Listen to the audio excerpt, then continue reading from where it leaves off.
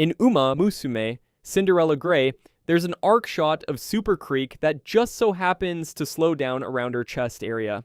I assure you, dear viewers, this shot is essential to the plot, is a trope used to describe an arguably unnecessary, usually sexually suggestive scene in media. And in this video, I'm going to show you some anime that utilized this trope.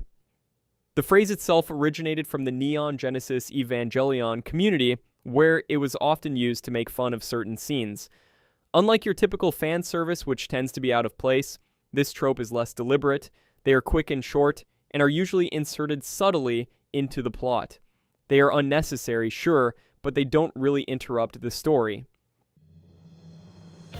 In Code Geass has a lot of deliberate ass shots of its female characters, and Callan is particularly highlighted.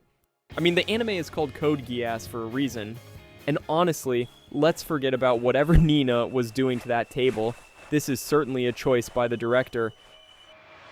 Grimgar of Fantasy and Ash is a beautiful anime. The art style is stunning and the colors are unique. The story is slow-paced and realistic. But, of course, the moments that get talked about the most are these ass shots. Particularly this one. Delicious in Dungeon is one of the most creative dungeon crawler anime ever made. The level of detail in this show is extraordinary.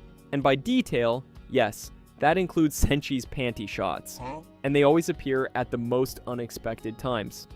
Fighting the living armor, panty shot. Fighting the Kraken, panty shot. Caught in an explosion, panty shot with extra bulge. Wait a minute, that wasn't even in the manga. They added that in, someone made that decision. Chainsaw Man is an interesting case because most of the perverted moments are plot relevant. Denji's horny behavior comes from emotional and physical deprivation in his rough childhood and his teenage desires. And Makima weaponizes that weakness to manipulate him. That said, there are shots that are extra essential, like this shot of Makima using her power at the temple, or this 11 whole seconds the camera spends behind her, which is obviously a great directing choice. The remastered version of Gundam SEED Destiny, there are a lot visual enhancements, the aspect ratio was upgraded to 16:9, there are more detailed animations, and new footage. There's a scene where Luna Maria bends over to look into a cockpit. For a few seconds, the scene cut to a quick shot of her from behind, which is interesting, because this is what the shot looks like in the original. But that's not the only enhancement. In later episode, we can see that Mir's nightgown is changed from opaque to translucent. Here's the original for comparison. They took an already revealing outfit and somehow made it more revealing. Speaking of revealing outfit, Dr. Stone has always had interesting character designs. Half his cast barely dressed, which makes sense considering the manga artist Boichi used to draw adult manga. In the later season, Charlotte was introduced and she very quickly turns into the plot.